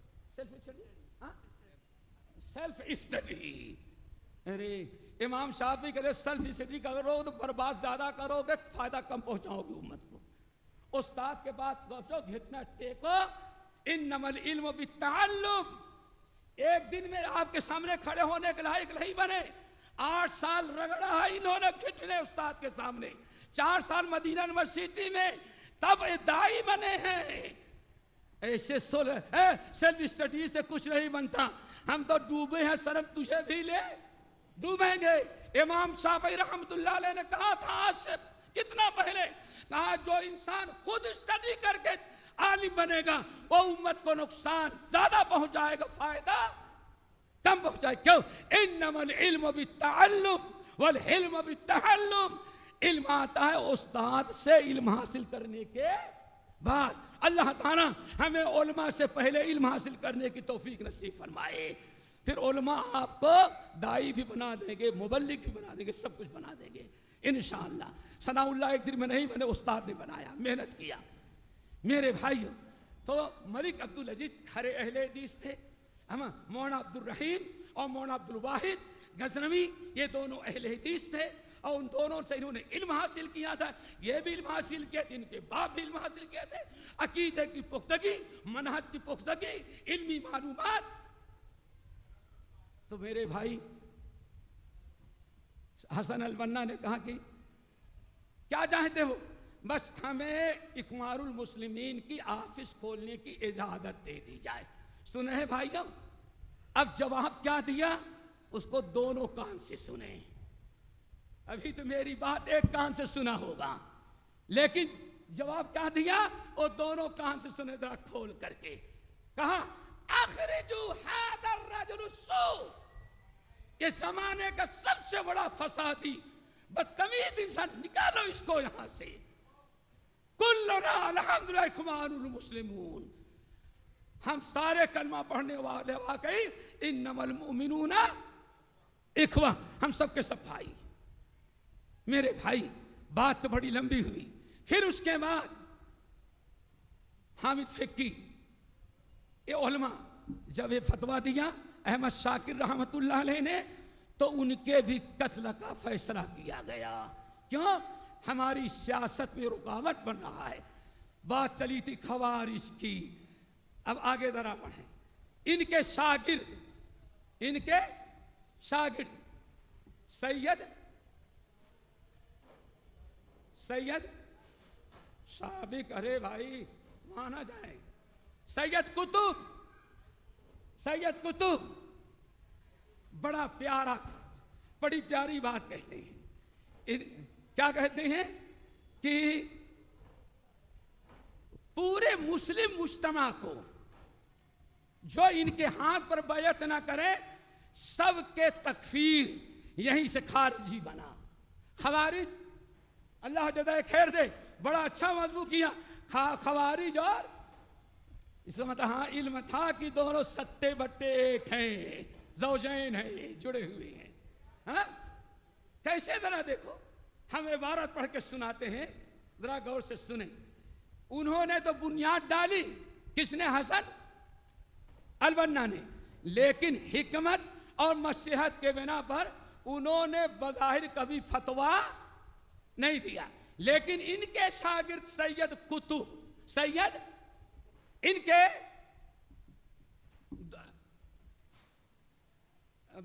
برا تو نہیں سمجھیں گے، سمجھیں گے، ان کے داماد تھے محمد رمضان. کون؟ محمد رمضان. حسن البنا کے داماد محمد رمضان. یہ آئے تھے 1935 کے قریب پنجاب یونیورسٹی میں علم حاصل کرنے کے لیے، سیکھنے کے لیے. کہاں؟ پاکستان میں پنجاب یونیورسٹی. اور وہاں ان کی ملاقات مولانا ابو العلا مودودی سے ہو گئی تھی. کہاں؟ پنجاب یونیورسٹی میں. وہاں سے دونوں کا تبادلہ خیال شروع ہوا. پھر ابو العلا مودودی جو تھے انہوں جو محمد رمضان حسن البنا کی کتابوں کا انگلش میں ترجمہ کر کے مودودی صاحب کو دیتا، اور مودودی صاحب کی کتابوں کا ترجمہ کر کے کہاں پہنچاتا؟ حسن البنا کے بعد پہنچاتا. اور محمد رمضان نے بامبے میں اپنا آفس کھولا تھا. بامبے میں رہ کر کے یہ ترجمانی کرتے تھے، انگلش اردو کا انگلش اور عربی کا انگلش. میرے بھائیو، سید قطب کہتے ہیں زلال القرآن فی زلال القرآن، کہتے ہیں، ذرا غور سے سنیں، سید قطب سب سے پہلے اخوانی ہیں جنہوں نے کھلے عام مسلمانوں کی تکفیر شروع کی ہے. عبارت ہم پڑھیں گے، ترجمہ شاید شیخ کر زیادہ بہتر ہے. انہو لیس علی وجہ الارض، یہ چلے جاؤ فی زلال القرآن، عربی اردو میں ہوگی لیکن عربی میں آج بھی موجود ہے جلد 4 کے اندر. ذرا دیکھو، کہتے ہیں انہو لیس علی وجہ الارض یوم دولت مسلمہ ولا مجتمع مسلم. اللہ اکبر. آج آسمان کے نیچے پوری دنیا میں نہ کوئی مسلمان حکومت ہے اور نہ کوئی مسلمان مرد یا عورت ہے. کیا خیال ہے؟ ہم آپ بھی کرتے ہیں تو ہو جاتے ہیں بدنام، وہ قتل بھی کرتے ہیں تو چرچا بھی نہیں ہوتا. اگر ہمارے شیخ سلام اللہ یا ادھر تھوڑا سی بات کہتے ہیں کہ بھائی قبر پر سجدہ کرنا شرک ہے، تو اتنے بڑے مجرم کی مت پوچھیں. اور وہاں پوری دنیا میں آسمان کے نیچے اس زمین کے اوپر کہتے بسنے والوں میں کوئی مسلمان مرد یا عورت کوئی مسلمان ہے ہی نہیں ہے. کیا خیال ہے آپ لوگوں کو؟ ہم یہ چیزیں نہیں دیکھتے. ہاں نہیں، بادشاہت کو ختم کر کے خلافت قائم کرنا چاہتے ہیں. اللہ کے بندے کون سی خلافت قائم کریں گے؟ سارے مسلمان کافر ہوں گے تو خلافت کون کہے گا؟ آگے ذرا سنو، اللہ اکبر. المسلمون الان لا یجاہدون، آج مسلمان جہاد نہیں کر رہے ہیں. یہ ساری عبارت عربی میں ہے. المسلمون لا یجاہدون، مسلمان آج جہاد نہیں کر رہے ہیں. پھر آگے کہتے کیوں نہیں جہاد کر رہے؟ کہ دنیا میں مسلمان ہوتے تب جہاد کرتے، مسلمان ہے ہی نہیں تو جہاد کون کرے گا؟ سب کافر موجود، جہاد کون کرے گا؟ کیا خیال ہے؟ خارجیت سمجھ میں آئی؟ اللہ تعالیٰ سے دعا کرو ہم کو، ہمارے نوجوانوں کو، جماعت کے ہر فرد کو اللہ تعالیٰ ان فتنوں سے بچائے. میرے بھائی، یا واللہ یہی حیدرآباد شہر، یہی بنجارہ ہل ایک مرتبہ درس دیا اور ہم نے حدیث بیان کر دی بخاری کی. ایک صاحب کھڑے ہوئے اسی فکر کے، آپ نے بخاری کی حدیث کیا بیان کر دی؟ بخاری ہی نے تو حدیثوں کا ستیاناش کیا ہے. ستیاناش کس نے کیا ہے؟ بخاری نے. اللہ اکبر. سوچو میرے بھائی، کہتے ہیں آج پوری دنیا میں کوئی اسلامی جہاد نہیں کر رہا ہے، ہم لوگ جہاد کرنا چاہتے. کون کہہ رہا ہے؟ سید قطب کہہ رہے ہیں ہم جہاد مصر سے شروع کریں گے اور پوری دنیا میں. اور کہتے کیا ہے؟ جہاد نہ کرنے کی وجہ یہ ہے دنیا میں آسمان کے نیچے زمین کے اوپر کوئی نہ مرد مسلمان رہ گیا ہے، نہ کوئی سیاسی لیڈر مسلمان رہ گیا ہے، نہ کوئی عورت ہے، نہ کوئی بچہ. جتنے ہیں سب کافر رہ گئے. اور اگر نہ مانے تو ہم شیخ کو بلائیں گے، وہ ترجمہ سنائیں گے. ایک عبارت اور پڑھ کے سناتے ہیں. کہتے ہیں جب ان کی تنظیم بن گئی، اخوان المسلمین کے آفس کھل گئے، تنظیم بن گئی. کہتے ہیں لقد استدار اللہ اکبر الزمان کہیاتہ. اب ذرا غور سے سنیں تب سمجھ میں آئے گا. فتح مکہ سن 8 ہجری میں فتح مکہ کے موقع پر اللہ کے رسول نے فتح مکہ میں اعلان کیا تھا نا کہ حجۃ الوداع میں کہاں تھے اللہ نے حجۃ الوداع میں اعلان کیا اے لوگو قد اليوم اکملت لکم دینکم واتممت علیکم نعمتی ورضیت لکم الاسلام دینا. اے لوگو قد استدار الزمان علی ہیئتہ. اللہ نے جیسے ایک نظام قائم کیا تھا اور مشرکین عرب نے اس کو ختم کر دیا تھا، آج پھر دوبارہ اصلی وقت اسلام کا، مسلمانوں کا. جس چیز پر ہمارے باپ ابراہیم، ہمارے باپ اسماعیل، ان دونوں نے جیسے مکے والوں کو توحید پر اور اسلام پر قائم رکھا تھا اور بیچ میں کفار مکہ نے سب تبدیل کر دیا تھا، آج الحمدللہ پھر دین اپنا اصلی حالت پر پلٹ آیا. کیسے پلٹ آیا؟ توحید اور سنت پر. سید قطب کہتے ہیں جس دن ہماری یہ جماعت بن گئی، کون سی جماعت؟ اخوان المسلمین کی. کہتے ہیں الحمدللہ اللہ کے رسول کے زمانے میں جیسے زمانہ پلتا تھا، پھر کفار سارے مسلمان کافر ہو گئے تھے، آج ہماری جماعت قائم ہوئی، اب تو ویسے ہی زمانہ دوبارہ پھر پلٹ آیا ہے. کیا مطلب ہے؟ نبی علیہ السلام کے بعد ایک عرصے دراز کے بعد مسلمان جو تھے پھر کفار مکہ عرب کی طرح جاہلیت کی زندگی گزار رہے تھے. اب الحمدللہ ہماری اخوان المسلمین تنظیم قائم ہو گئی. ہماری وہی پوزیشن ہے اس وقت جو پوزیشن اللہ کے رسول کی حجۃ الوداع کے موقع پر تھی. آج کہتے ہیں الحمدللہ اب پھر زمانہ گھوم پھر کر کے اپنی اصلی حالت پر آ گیا ہے، اب اسلام کو غلبہ ہوگا. میرے بھائیوں پھر ذرا اچھی طرح سے سنیں. کہتے ہیں سنو یہ جو مسجدوں میں ہم نہیں کہتے نماز نہیں پڑھتے، کتنے تعجب کی بات، ہم نہیں کہتے اذان نہیں ہوتی، اذان ہو رہی ہے، نماز ہو رہی ہے. 5 وقت لاؤڈ اسپیکر سے اللہ اکبر اللہ اکبر، اشہد ان لا الہ الا اللہ، اشہد ان لا الہ الا اللہ. کہتے اذان ہو رہی ہے، رسمی ہو رہی ہے، لیکن کوئی مسلمان نہیں دے رہا ہے اذان.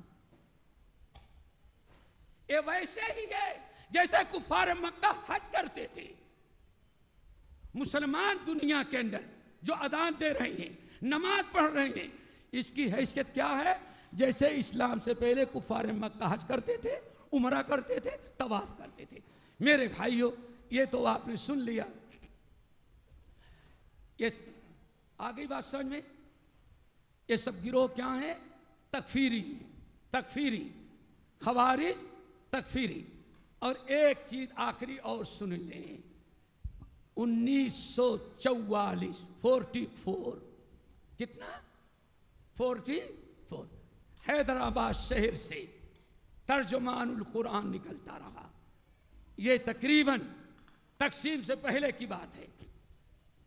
1944 کے اندر مولانا ابو الاعلیٰ مودودی نے، جو انہی سید قطب حسن البنا کے آج کیا کہیں آن لائن شاگرد تھے، واسطے سے انہوں نے اسی حیدرآباد شہر کے اندر روداد حیدرآباد جلد دوم جو قانون پاس کیا تھا، جگر تھام کے بیٹھو، قانون بتایا آج ہماری تنظیم، ہماری یہ جماعت، ہماری تنظیم قائم ہو گئی ہے، حق واضح ہو گیا ہے. اب 2 ہی راستہ ہندوستانی مسلمانوں کے لیے، صرف 2 راستہ ہے. ایمان لائیں، ہمارے ہاتھ پر بیعت کریں، ہمارے ساتھ ہو جائیں، ہماری تنظیم میں شامل ہو، ہمارے ہاتھ پر بیعت کریں، کلمہ پڑھ کے مسلمان ہو. ایک شکل تو یہی، اگر یہ شکل نہیں تو میرے دنیا میں آ جانے کے بعد، میری تنظیم کے بعد مسلمانوں کی کلمہ پڑھنے والوں کی وہی حیثیت ہوگی جو نبی علیہ السلام کے زمانے میں یہود و نصارہ کی حیثیت تھی۔ کیا خیال ہے آپ لوگوں کا؟ جس کی طبیعت چاہے روداد حیدرآباد جلد دوم اٹھا کر کے دیکھے، اور واقعی اگر نہ سمجھ میں آئے مولانا منظور احمد نعمانی کی کتاب، جو سب سے پہلے ساتھی تھے اور سب سے پہلے الگ ہوئے ہیں، میری رفاقت کی سرگزشت پڑھیں، بہت ساری چیزیں کھل کر کے آ جاتی ہیں۔ تو میرے بھائیوں، یہ ہماری اخوانیت تھی یا اخوانیت سے نکلی ہوئی تنظیمیں اور ایک خارجیت تھی۔ اللہ تعالیٰ سے دعا کرو ہم سب کو مل کے توفیق نصیب فرمائے۔ اور جہاں تک معاملہ ہے میرے بھائیوں دعوت کا، تبلیغ کا، ہم نے کہا دو چیزیں ہیں، کبھی سمجھنے میں تھوڑی سے غلطی ہو جا رہی ہے۔ دعوت الگ چیز ہے، دعوت صرف علماء کا کام ہے۔ کس کا کام ہے؟ علماء کا۔ قُلْ هَٰذِهِ سَبِيلِي أَدْعُو إِلَى اللَّهِ عَلَىٰ بَصِيرَةٍ أَنَا وَمَنِ اتَّبَعَنِي۔ اور عالم بننے کے لیے علماء سے جڑنا اور علماء کے سامنے زانویہ تلمس طے کرنا بہت ہی ضروری ہے۔ انما العلم بالتعلم، علم سیکھنے کے بعد آتا ہے۔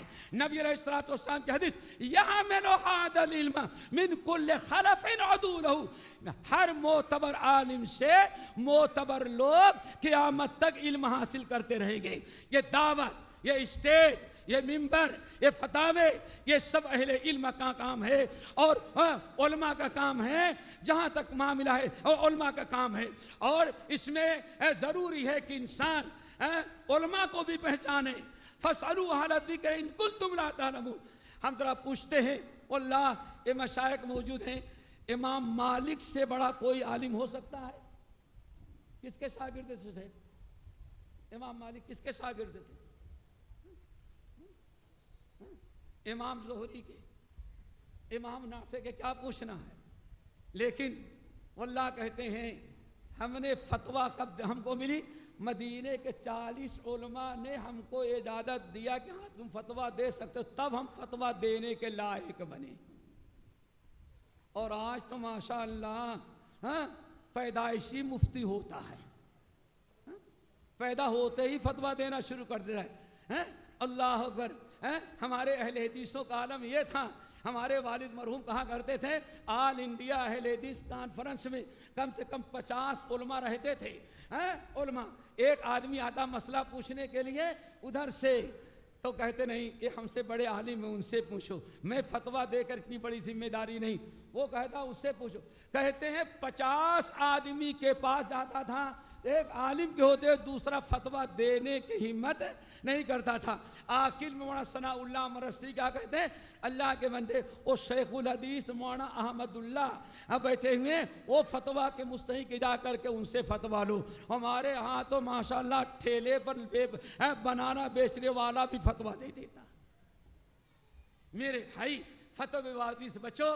اگر کوئی معاملہ ہے کسی عالم کے پاس جاؤ، کسی کے بارے معلوم کرنا ہے، ان کا منہج کیا ہے، ان کا عقیدہ کیا ہے، ان سے علم لے یا نہ لے، ان سے فتویٰ پوچھے نہ پوچھے، ان سے علم لے یا نہ لے، تو بہتر ہے کسی معتبر عالم کے پاس چلے جائیں۔ الحمدللہ حیدرآباد ہمیشہ سے علماء سے شہر مالا مال تھا، گھر سے باہر والے زیادہ رہتے رہے، لیکن بہرحال ہمیشہ علماء سے یہ شہر آباد تھا۔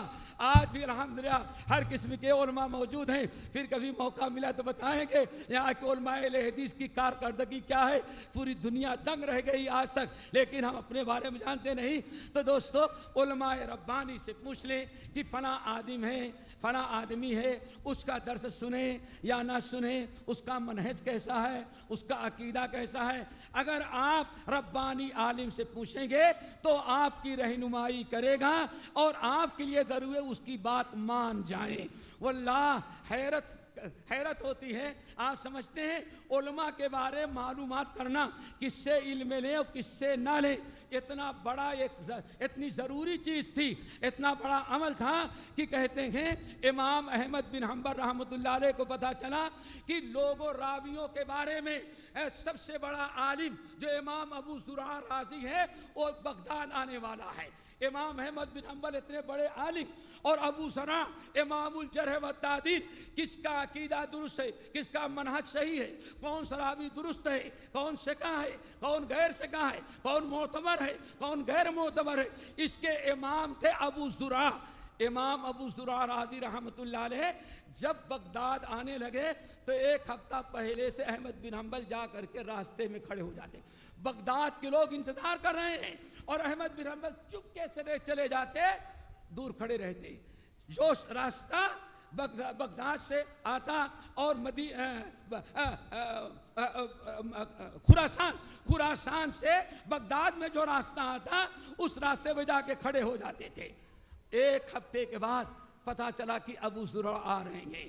ابو ذرا کو بھی معلوم پڑا کہ ہاں شکاری کھڑا ہے ایک ہفتے سے، ایک ہفتہ گزر گیا، معلوم کرنا ہے، سب کی نہ سننے لگے، کبھی جاوید گامدی کی سننے لگے، کس کی؟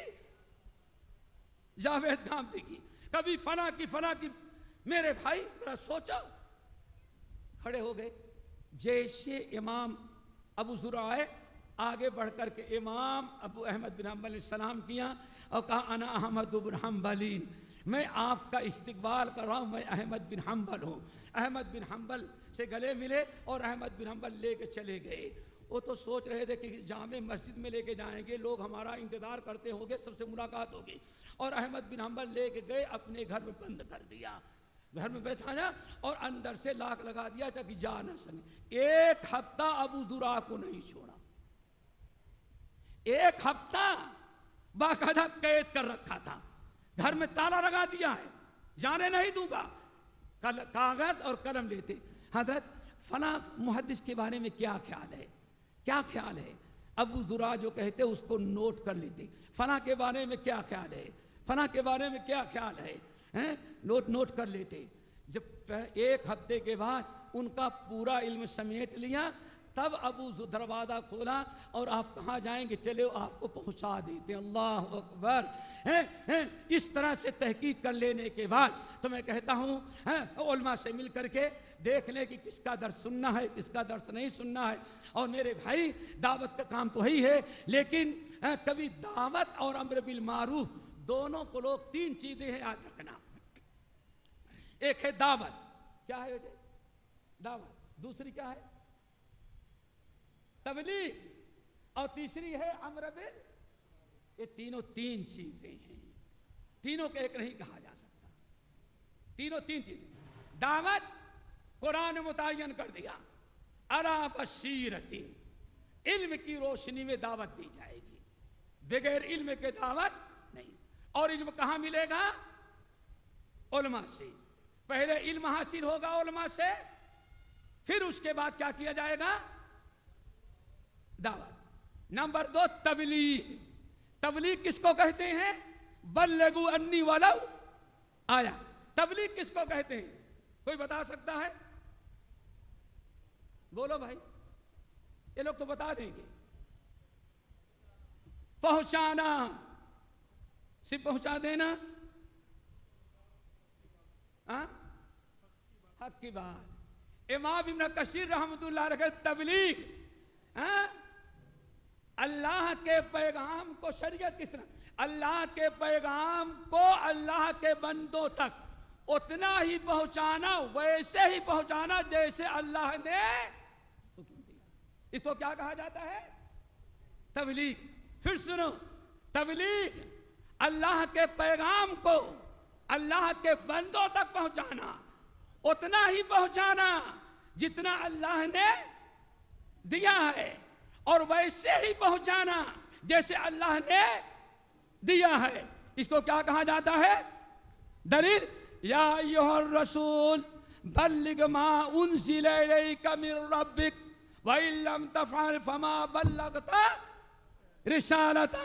اے نبی، یا ایھا الرسول بلغ ما انزل، ما جو آپ پر اتارا جائے کتاب و سنت کی شکل میں، اس کو پہنچائیں۔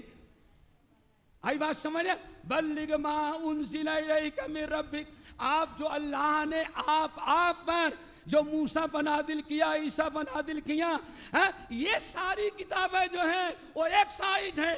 تبلیغ کیا ہے؟ بلغ ما انزل الیک من ربک، آپ کے رب نے آپ پر جو اتارا ہے آپ اس کی تبلیغ کریں اتنا ہی جتنا اللہ نے بھیجا ہے. آج لوگ اس میں کیا حرج ہے؟ کیا حرج؟ بڑی شرط ہے تبلیغ. آج تو بہت لوگ تبلیغ کر رہے ہیں، اس کو تبلیغ نہیں کہا جائے گا. تبلیغ وہ ہے ما انزل الیک من ربک، آپ کے رب نے جتنا آپ کو دیا ہے جیسے اتنا ہی پہنچا، اس کو کیا کہا جاتا ہے؟ تبلیغ. اگر ایسا نہ کیا تو آپ نے اللہ کا پیغام نہیں پہنچایا. لوگ کہتے ہیں اس میں کیا حرج ہے؟ ہمارے صاحب نے چیک دیا 1000 کتنے زیرو؟ کتنے؟ 3. اور بینک میں جانے لگے تو 1 0 اپنے سے بڑھا لیا. کیا کر اب کتنا ہو گیا؟ یہ من چلے تھے 1 0 اور بڑھا دیا. کتنا ہو گیا؟ 0 بڑھا. میں نے کیا کون سا برا کام کیا؟ 0 رکھ دیا. کیا خیال ہے فرق آیا کہ نہیں آیا؟ نبی تو اتنا بیان کرے اور اس کو 2 میٹر اور بڑھا دے بزرگوں کی تو اس کو تبلیغ نہیں کہا جاتا. آ گئی بات سمجھ میں؟ ایک ہے دعویٰ، دوسری ہے کیا؟ تبلیغ. اور تیسری چیز کیا ہے؟ امر بالمعروف نہی عن المنکر. یہ عام ہے، سب کے لیے ہے. مرد ہو یا عورت ہو، عالم ہو جاہل ہو، بوڑھا ہو جوان ہو، مسافر ہو، ہر مر منکم منکرا فلیغیرہ بیدی. اگر آپ کو معلوم ہے کہ منکر ہے تو وہاں اتنا معلوم ہے منکر ہے، بس اتنا علم ہونا چاہیے. اتنا معلوم ہے کہ ناجائز ہے، حرام ہے، یہ غلط ہے. چاہے آپ عالم بھی نہیں ہیں، جب بھی آپ کے اوپر فرض ہے کہ آپ لوگوں کو برائی سے روکیں. اللہ تعالیٰ سے دعا کریں اللہ ہم سب کو عمل کی توفیق نصیب فرمائے. اور یہ موضوع بڑا لمبا ہے، اس کے بہت سارے اور نواحی تھے، لیکن انشاءاللہ امید کرتے پھر کبھی انشاءاللہ یہ موضوع رکھیں گے. کیا کہتے ہیں؟ خارجیت اور اخوانیات. ابھی تو کچھ پوسٹ مارٹم ہوا ہی نہیں ہے. انشاءاللہ پھر کسی اور موقع پر. زمانہ بڑے شوق سے سن رہا تھا، ہم ہی رک گئے داستاں کہتے. اللہ ہم سب کو عمل کی توفیق نصیب فرمائے. اقول قولی ھذا واستغفر اللہ من کل ذنب واتوب الیہ.